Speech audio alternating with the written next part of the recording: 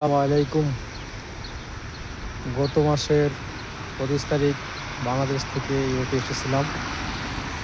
দুর্ভাগ্যবশত কারণে অথবা আমার কোম্পানি থেকে রিজেক্ট খাওয়া লাগছে, রিলিজ পাওয়া লাগছে, যার কারণে আজকে আমি অনেক হতাশায় এবং দুর্দশাগ্রস্তের মধ্যে আছি, খুবই সমস্যার মধ্যে আছি। আজকে আমাকে কোম্পানি ছেড়ে দিয়েছে। আসলে আমি আজকে তিন চার দিন ধরে খুবই শোচনীয় অবস্থায় আছি, কি আর বলবো। তাই হয়তো আপনাদের কাছে দোয়া চাচ্ছিলাম। আসলে আমার ভাগ্যটাই খারাপ, সেজন্য আল্লাহ তাআলা হয়তো আমাকে পরীক্ষা করতেছে। আল্লাহ ভালো জানেন আর কি আমার কপালে কি আছে। আমি প্রায় 14.5 লক্ষ টাকার মতো আমি খরচ করে বাংলাদেশি টাকায় এই দেশে এসেছিলাম। কাজও পেয়েছিলাম, কোম্পানি ভালো ছিল, হয়তো কোনো একটা কারণ, আল্লাহ জানে ভালো কী কারণ। আমি আল্লাহর কাছে দোয়া করি, আমি আজকে আবার নতুন একটা গন্তব্যে যাচ্ছি।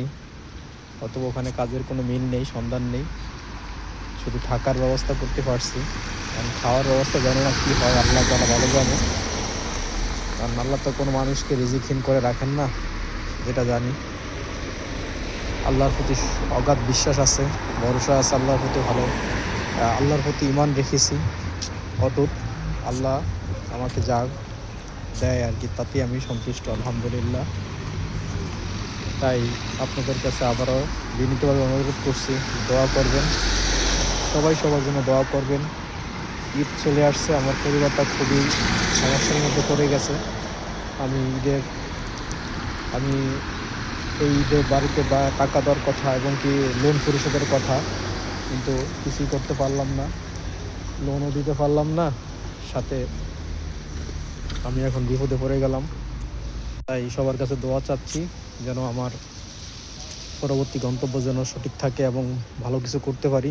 সবার কাছে এই দোয়া করেই আজকের মতো বিদায় নিচ্ছি। আবার পরবর্তী ভিডিও দেখা হবে ইনশাআল্লাহ। এই আমার হোটেল, হোটেলের আউটসাইড বাইরে। আজকে থেকে হোটেল থেকে বিদায় নিলাম। সবাইকে ধন্যবাদ।